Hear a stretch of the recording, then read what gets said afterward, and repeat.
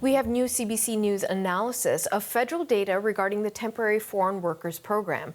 It shows a dramatic jump in the program's use over the last few years. Kyle Bax joins us now live with a deeper look into those numbers. Kyle, how popular are temporary foreign workers becoming?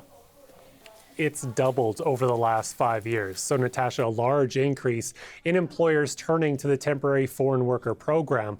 The popularity jumping across the country and in a wide variety of sectors. Here are some numbers as an example. Companies were approved to bring in fewer than 300 admin assistants in 2018. Last year, that jumped to more than 3,300.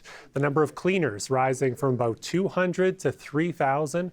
Construction workers from about 130 to 5,300 last year. And the number of truck drivers up more than 300% to about 7,300 last year. So part of the reason for the increase is that the federal government loosened the rules as the economy reopened after the pandemic, and many businesses were struggling to find workers. That includes restaurants and fast food outlets across the country. Have a listen.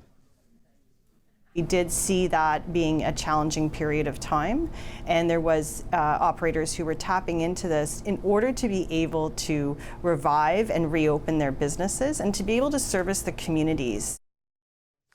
And the popularity of this program by employers is unprecedented. The Federal Immigration Department confirming the number of temporary foreign workers in the country last year was a record high since the department began keeping track.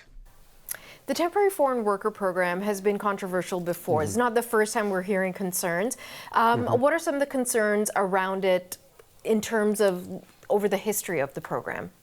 Well, you're right. There was a lot of controversy, especially about a decade ago, and a lot of those worries still exist, including how the program can impact wages, keeping them low, especially for entry-level positions. And some experts say the program can also put these workers in a vulnerable position because their work permit is temporary, of course, and it's tied to an employer, so it's difficult for them to leave. And some experts say many of the workers are trying to become permanent residents, so they're in a precarious spot. Here's how one expert described that situation. We refer to these jobs as the jobs Canadians don't want to do. Well, there's a good chance many of these migrants don't want to do it either once they have the option to leave.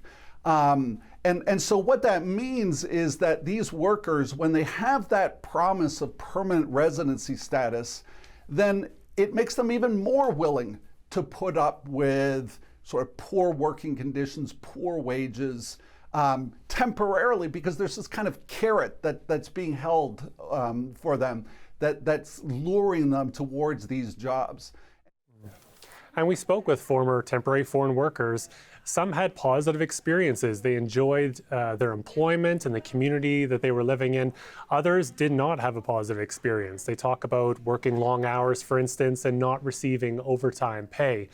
Right now, the federal government is examining the situation, is actually moving to limit the number of overall temporary residents in the country because the government has said those numbers have climbed too high, and we're expecting more details to come in the fall. Kyle Bax in Calgary. Thank you, Kyle.